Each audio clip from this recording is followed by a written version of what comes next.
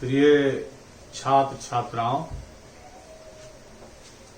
आज के इस वीडियो क्लास में एक बार फिर से आप सबका स्वागत है। मैं doctor Akhilesh Kumar, associate professor, Hindi विभाग, एचडी जैन कॉलेज आरा। हम लोगों ने काव्य लक्षण, काव्य स्वरूप के अंतर्गत काव्य लक्षण को समझने का प्रयास शुरू किया है और यह हमारा वर्ग है स्नातक खंड 3 हिंदी प्रतिष्ठा, वीर कुंवर सिंह विश्वविद्यालय के हिंदी प्रतिष्ठा के 6ठे पेपर में काव्य शास्त्र, साहित्यालोचन, छंद और अलंकार का अध्ययन करना है। छंद अलंकार का अध्ययन हो चुका है और अब हम लोग काव्य शास्त्र की शुरुआत भी कर चुके हैं। कल के क्लास में हमने काव्य स्वरूप निर्धारण में काव्य लक्षण निर्देश के क्रम में आचार्यों की भिन्न भिन्न प्रकार की दृष्टि के बारे में चर्चा की थी, जिसमें यह चर्चा हुई थी कि कुछ विद्वान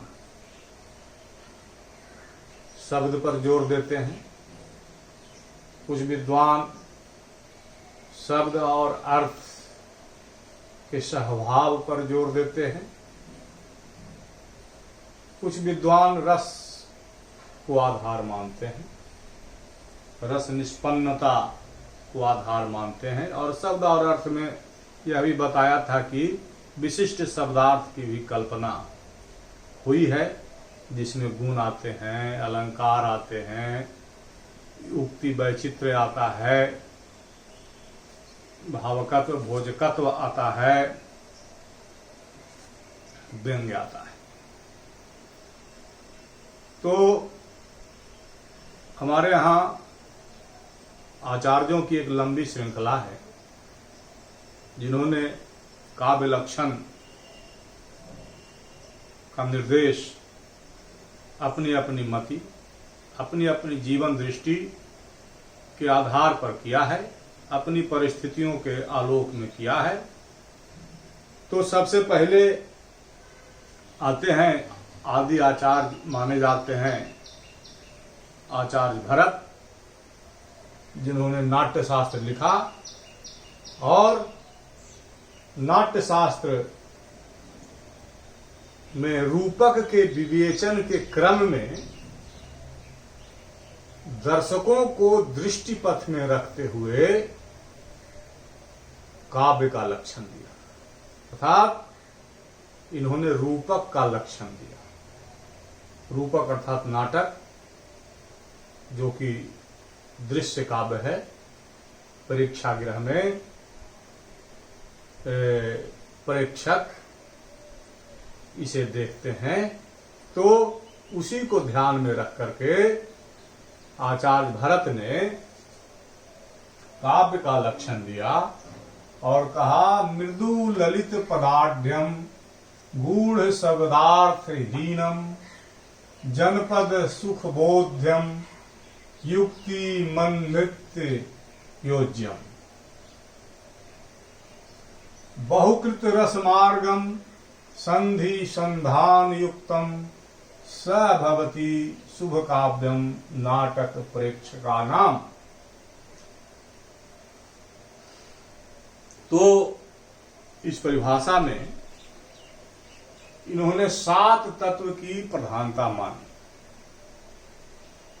मृदु ललित पदावली, यहां देखिए, एक मृदु ललित पदाढ़्यम, एक गूढ़ शब्दार्थहीनम, 2, तीसरा है, कहाँ गया, सर्व सुगमता, जनपद सुख बोध्य, जनपद के सुख का बोध हो, सर्व सुगमता, युक्तिमत्ता और नृत्योज्यम, नृत्योपयोग योग्यता, बहुकृत रस मार्गम, संधि संधान युक्तम, स भवती शुभ काव्यम नाटक प्रेक्षकानाम। मृदुललित पदावली हो, गूढ़ शब्दार्थहीनता हो, पदावली मृदु होनी चाहिए, गूढ़ शब्दों के प्रयोग से बचना चाहिए, सर्व सुगम होना चाहिए, युक्तिमत होना चाहिए और ये नृत्योपयोग योग्य होना चाहिए। बहुकृत रस मार्गता और संधि युक्तता, तो इसमें ये संधि युक्तता और नृत्योपयोगिता, नृत्य जो है यह नाटक में दर्शकों के सम्मुख प्रेक्षागृह में आता है, तो ये दोनों नाटक के लिए विशेष रूप से उपयोगी हैं। और बचे जो शेष 5, इनका महत्व गुण, रीति, रस, अलंकार, इस दृष्टि से, अर्थात इनकी जो परिभाषा हुई वह पूर्णतया स्पष्ट नहीं हो सकी और काव्य लक्षण इनका आधार नहीं रहा, इनका आधार रूपक रहा, नाटक रहा। इसलिए आचार्य जी हम मानते हैं कि भारतीय काव्य शास्त्र में काव्य के लक्षण निर्देशन की जो परंपरा चली वह वास्तविक परंपरा आचार्य भामह से चली। भामह काव्यालंकार के रचयिता, तो वास्तविक काव्य लक्षण का आरंभ इन्हीं से हुआ और इन्होंने कहा शब्दार्थ सहित काव्यम। इनका ग्रंथ है काव्यालंकार। शब्द और अर्थ के सहभाव को काव्य कहा। तो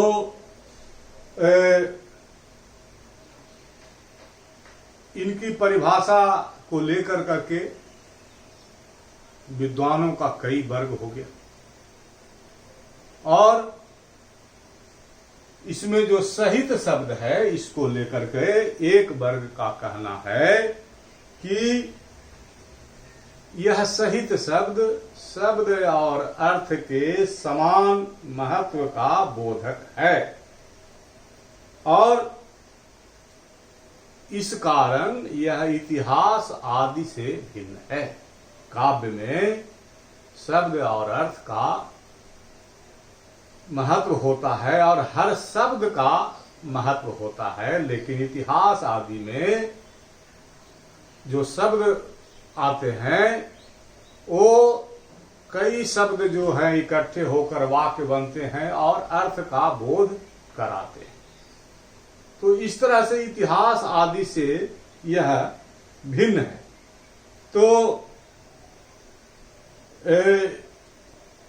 इस तरह से इतिहास के बारे में कहा गया है कि यह अर्थ प्रधान होता है, लेकिन काव्य में शब्द और अर्थ दोनों की प्रधानता इस वर्ग ने स्वीकार की। तो एक वर्ग आता है जो कहता है कि शब्द और अर्थ के सहभाव को अगर स्वीकार कर लिया जाए तो वाणी का सारा प्रपंच ही काव्य के अंतर्गत आ जाएगा।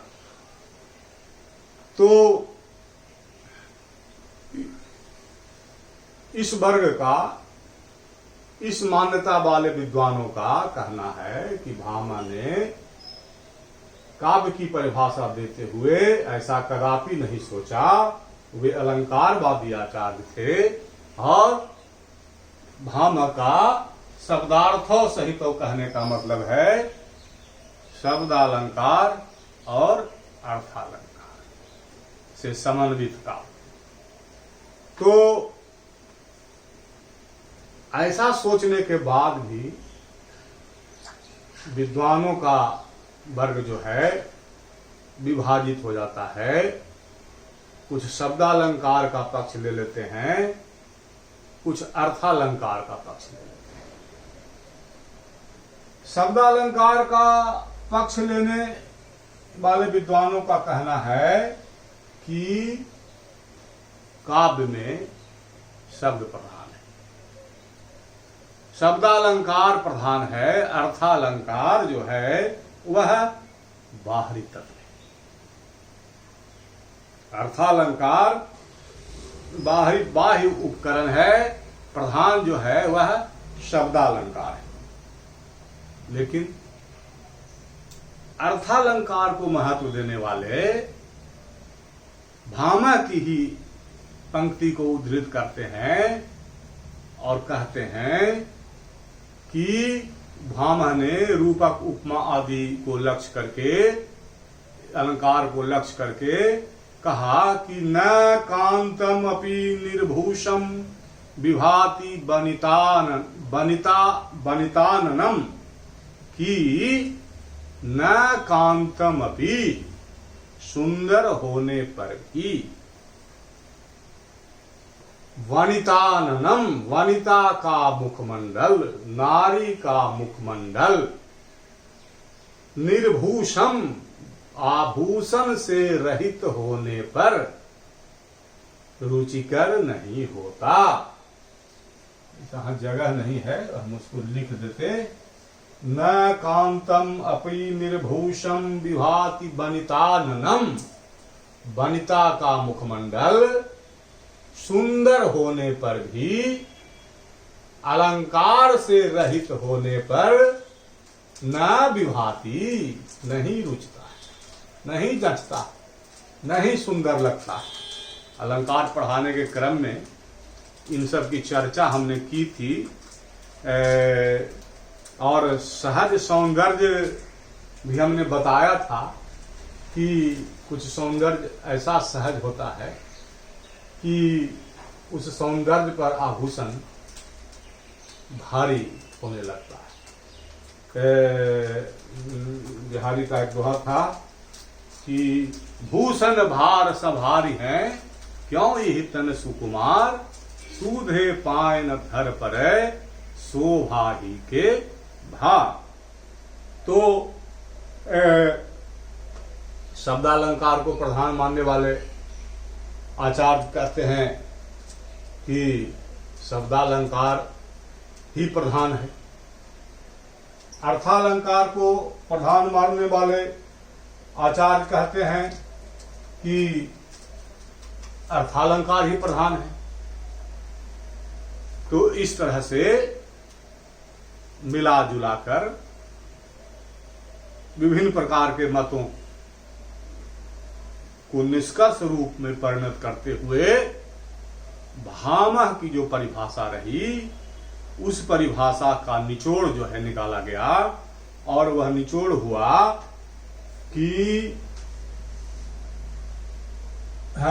सब का कहा है तो शब्द और अर्थ के सहभाव को स्वीकार, शब्द और अर्थ के सहभाव को स्वीकार करने के कारण शब्द और अर्थ के माध्यम से वचन की वक्रता पर विद्वान कहते हैं कि भामा ने जोर दिया।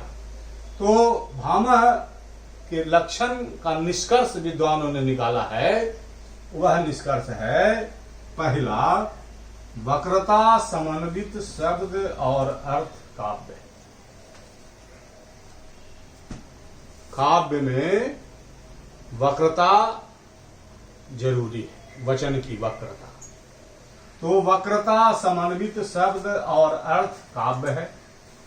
दूसरा, दोष काव्य के लिए असह्य है। काव्य में दोष नहीं होना चाहिए, त्रुटिपूर्ण शब्द का प्रयोग नहीं होना चाहिए, मलिन और अप्रिय भाषा का प्रयोग नहीं होना चाहिए। इन शब्दों के प्रयोग से, अलोकप्रिय शब्दों के प्रयोग से, अवांछित शब्दों के प्रयोग से सुंदर काव्य का सौंदर्य भी खंडित हो जाता है। तो वक्रता समन्वित शब्द और अर्थ काव्य है। काव्य में दोष नहीं होना चाहिए, ध्यान दे करके शब्दों का प्रयोग करना चाहिए। वर्णों का सौंदर्य जो है वह ऊपर है अलंकार से। फिर है कि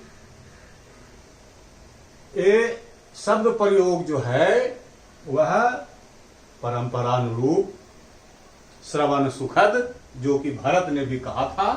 कहाँ कहा था? भरत ने कहा था मृदु ललित पदावली सर्व सुगमता। तो यहां भी है श्रवण सुखद एवं अर्थ युक्त शब्द हो। काव्य में निरर्थक शब्दों का प्रयोग नहीं होता, अर्थ युक्त शब्द हो। काव्य का क्षेत्र विस्तृत है। भामा यह मानते हैं कि काव्य का क्षेत्र विस्तृत है। जीवन और जगत के किसी भी छोर को लेकर करके, किसी भी बिंदु को लेकर के काव्य का सृजन संभव है, हो सकता है और आज हो भी रहा है। तो काव्य का क्षेत्र विस्तृत है और शब्द और अर्थ दोनों का सामंजस्य होना चाहिए। भामा का यह कहना है शब्दार्थों सहितो काव्यम, कि शब्द और अर्थ दोनों का सामंजस्य होना चाहिए। सामंजस्य नहीं बैठने पर काव्य में सौंदर्य ही नहीं आएगा, और जब काव्य में सौंदर्य नहीं होगा तो वह काव्य ग्राह्य ही नहीं होगा। तो हमने आज दो आचार्यों की परिभाषा को आरंभिक तौर पर देखा। पहले हुए भरत, जिन्होंने 7 तत्वों को काव्य में माना, लेकिन इन्होंने रूपक के लक्षण निर्धारण में ये परिभाषाएं दी नाटक के, जबकि नाटक और काव्य में फर्क है। एक दृश्य काव्य है, एक श्रव्य काव्य। तो इसमें से जो 7 उन्होंने बताया, वो उसमें से 2 तो सीधे सीधे उस दृश्य काव्य के लिए है, नाटक के लिए है, और 5 में स्पष्ट कुछ नहीं हो सका। उसमें जो है गुण रीति रस अलंकार, मतलब कि कोई स्पष्ट बिंदु जो है भरत नहीं रख सके। और भामह ने शब्द और अर्थ के सहभाव को काव्य कहा, और इनका ध्यान, चूंकि ये अलंकारवादी आचार्य हुए, तो इनका ध्यान अलंकारों पर रहा। शब्दालंकार अर्थालंकार से युक्त काव्य को ही एक काव्य मानते हैं, युक्त रचना को ही एक काव्य मानते हैं। तो इस तरह से हमने आज 2 आचार्यों की परिभाषा आपके सामने रखी, और इसी तरह से क्रम से जैसे जैसे यह वर्ग आगे बढ़ेगा, हम आपके सामने अन्य आचार्यों की परिभाषा ले करके आएंगे, और धीरे धीरे हम लोग काव्य के लक्षण की ओर जो है निष्कर्ष रूप में पहुंचेंगे। तो आज के वर्ग के लिए मुझे लगता है कि इन 2 आचार्यों की परिभाषा को ध्यान में रखने की जरूरत है और स्मरण करने की जरूरत है। आगे अन्य आचार्यों ने जो परिभाषाएं दी हैं, उन परिभाषाओं को आगे के क्लास में हम आपके सामने लेकर के आएंगे। तो आज के लिए हम समझते हैं कि इतना ही, और आगे के लिए अगले क्लास में। तब तक के लिए धन्यवाद।